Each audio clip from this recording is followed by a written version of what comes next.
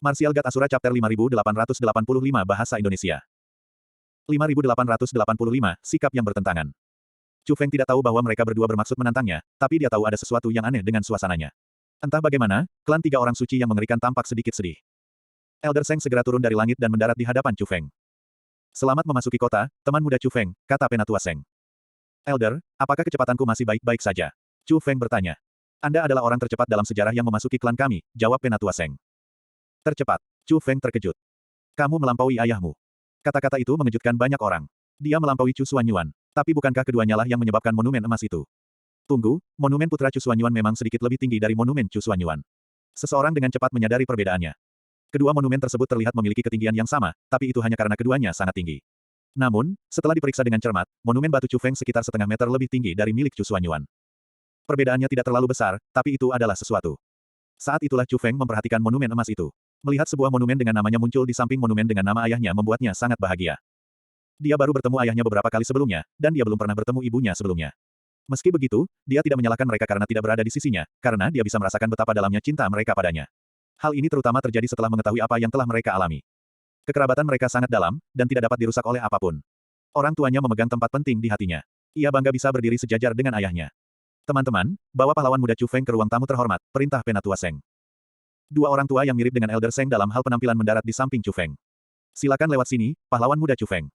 Namun, Chu Feng menoleh ke Elder Seng dan bertanya, Elder, di mana Ziling? Dia lebih mengkhawatirkan keselamatan Ziling. Teman muda Chu Feng, Nona Ziling pasti di tempat yang aman. Mohon izinkan saya untuk menyelidiki masalah ini sebelum menjawab, kata Penatua Seng. Baiklah. Chu Feng menyadari bahwa orang-orang di sini memanggilnya sebagai putra Chu Xuanyuan, bukan namanya, yang menunjukkan bahwa ayahnya adalah tokoh terkenal di sini. Beberapa orang memendam rasa permusuhan terhadapnya, namun sebagian besar memandangnya dengan rasa hormat atau bahkan rasa takut. Ini membuatnya sadar bahwa klan tiga orang suci yang mengerikan tidak mungkin menjadi kekuatan yang bermusuhan. Dia merasa tidak nyaman karena belum memastikan keselamatan Ziling, tapi akan terlihat berlebihan jika dia membuat keributan ketika tidak ada yang dikonfirmasi. Karena itu, dia mengindahkan pengaturan Penatua Seng dan mengikuti kedua tetua itu ke tempat peristirahatannya. Elder Seng, putra Chu Xuanyuan bukanlah orang yang mudah menyerah, kata seseorang. Tentu saja. Tahukah kamu siapa junior terkuat di era kultivasi saat ini? Penatua Seng bertanya. Siapa? Orang banyak bertanya.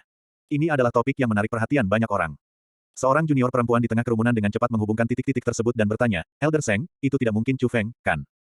Kamu cerdas. Penatua Seng mengangguk puas. Apaan? Dia junior terkuat di dunia kultivasi saat ini. Tidak heran. Siapa yang mengira bahwa putra Chu Xuanyuan akan sekuat ini juga? Dia bahkan melampaui ayahnya. Kerumunan itu berkomentar dengan sedih. Gelar Chu Feng sebagai junior terkuat di era sekarang cukup berbobot.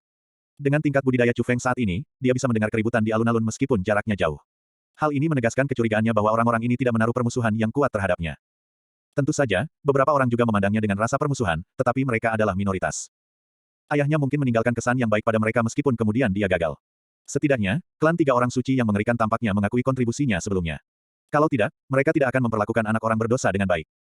Chu Feng segera dibawa ke halaman di tengah kota. Kota ini sangat kecil, terutama jika dibandingkan dengan kota besar, dan desainnya yang sederhana juga terasa tidak pada tempatnya. Namun, dia merasa nyaman berada di sini. Elder, apakah ayahku tinggal di sini? Chu Feng bertanya. Samar-samar, tapi dia bisa merasakan aura ayahnya. Salah satu tetua dengan cepat menjawab, benar.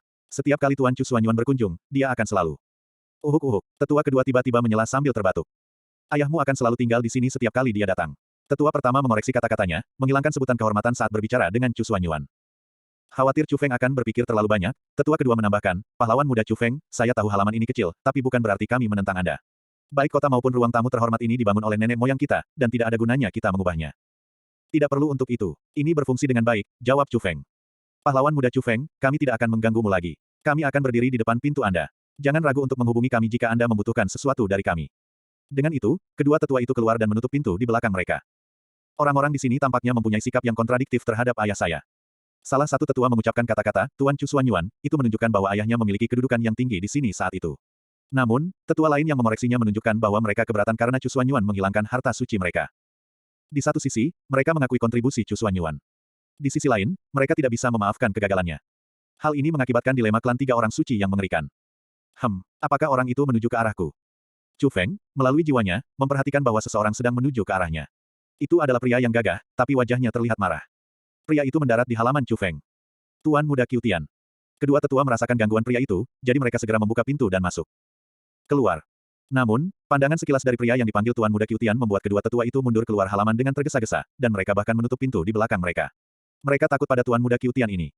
Kamu adalah Chu Feng. Chu Xuanyuan adalah ayahmu. Qiu Tian membusungkan dadanya dan menatap Chu Feng dengan mata tinggi. Apakah kamu membutuhkan sesuatu dariku? Chu Feng bertanya.